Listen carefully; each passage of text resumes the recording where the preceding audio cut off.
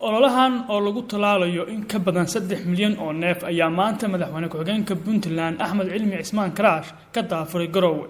waxaana munaasabada daafurka goobjoog ah wasiirka xanaanada xoolaha iyo mas'uuliyiin kale oo ka tirsan wasaaradda ugu horeyn agaasimaha waaxda caafimaadka wasaaradda xanaanada xoolaha Puntland Saadiq Cabdullaahi Axmed ayaa sharaxaya tirada xoolaha goobaha laga fulinayo iyo xanuunada laga talaalayo mudana madaxweyne waxa sharaf weyn noo ah in aad nagala soo qayb gashid munaasabada daafurka ololaha talaalka cudurka sababka riyaha iyo daaweyn guud iyadoo laga fulin doono dhammaan gobolada iyo degmooyinka Puntland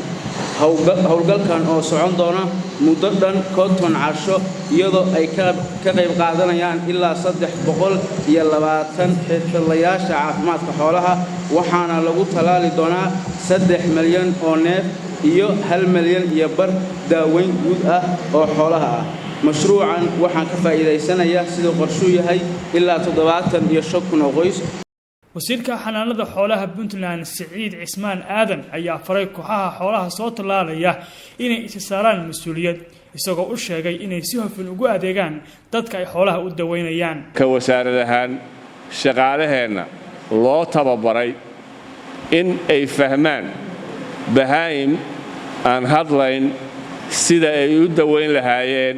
u xanaanayn lahaayeen u garan lahaayeen cudurka haya u garan lahaayeen daawada cudurka ugu xisaabtami lahaayeen dhuustiska miisaanka neefkaasi uu qaadan karo waxa la rabaa khibradii iyo aqoontii aad ku fahmi lahaydeen waa la idin tababaray waana wada leedahay aad iyo aad baad ugu mahadsantihiin shaqo culus baad aadaysaan miyi baad wareegaysaan baadiyaa seexanaysaan wax badan oo muxuu ahaayey naftood horannimo baa samaynaysaan haraad baad la kulmaysaan gaajaad la kulmaysaan waxaa loo baahan waxa laaliyo wixii caqabada ee dhib ay idinka hor yimaada inaad u dulqaadataan idinkoo ugu dulqaadanaya shaqada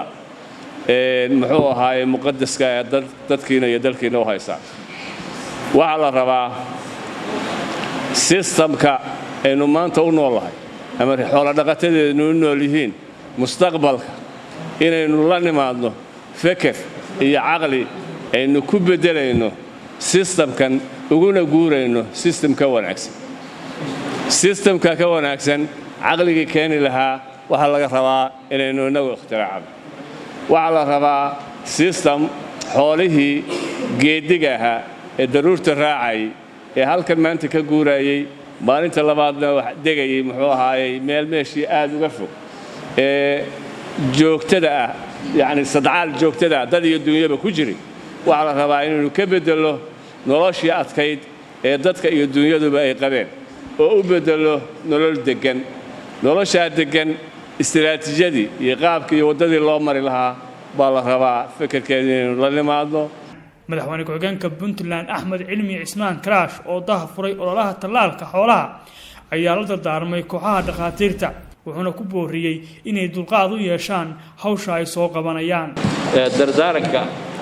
waxa wasiirka ay la dardaarmay waxaad la kulmi doontaan dad iska baahan oo aynan wada kafayn karin waan la socdo meelaha maxay tahay degmooyinka iyo waan la socdaayo kuwa bari dhowid gaari qabsado yiri dhaaf meys oo maxay tahay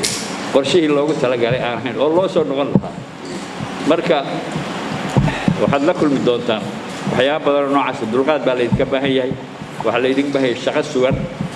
dibindaabiyo iyadu maba jirto taamba soo qaadayno wasiirka ka hadlay waayo xooluhu waa xoolihiinii weeye idinku nin walba waa mas'uul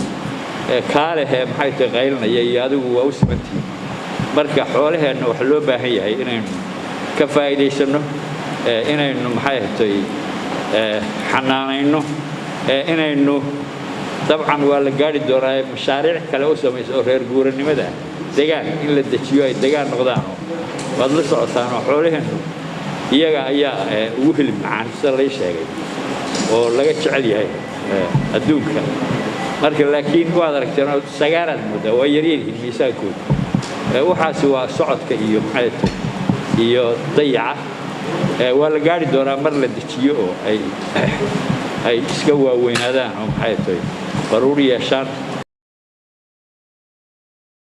300 oo dhakhtar ayay wasaaraddu sheegtay inay u diri doonto deegaanada Puntland waxayna qaadi doonaan 1 milyan iyo bar dawo ah iyagoo soo tallaali doona xoolo gaaraya 3 milyan oo neef waxaana ka faa'iideysan doona 75,000 oo qoys. Talaalkan ayaa ku soo aadaya xilli ay xooluhu bukaan jilaal adagna lagu jiro. Xasan Baashe, warbaahinta Daljil, Garowe. Salaam Bank wuxuu kuu fududeynayaa adeegsiga kaaftoon adigoo si fudud u dhigan kara ugalana bixi kara lacagta akoonkaaga. Haddaba macmiil, si aad si fudud ugu isticmaasho adeegan, garaac xidig 886 xidig akoonkaaga Salaam Bank xidig lacagta aad dhiganayso 4 gees. Geli macluumaad sida magac ama faahfaahin. Ugu dambeyn, geli lambar sireedka sahalkaaga. Sidoo kale macmiil, si aad akoonkaaga Salaam Bank lacag ugula baxdo, garaac xidig 887 xidig akoonkaaga Salaam Bank xidig lacagta aad la baxayso xidig lambar sireedka bangigaaga 4 gees. Geli macluumaad sida magac ama faahfaahin. Ugu dambeyn, geli lambar sireedka sahalkaaga. akoonkaaga Salaam Bank ku maamulo si dhib yar. Salaam Bank.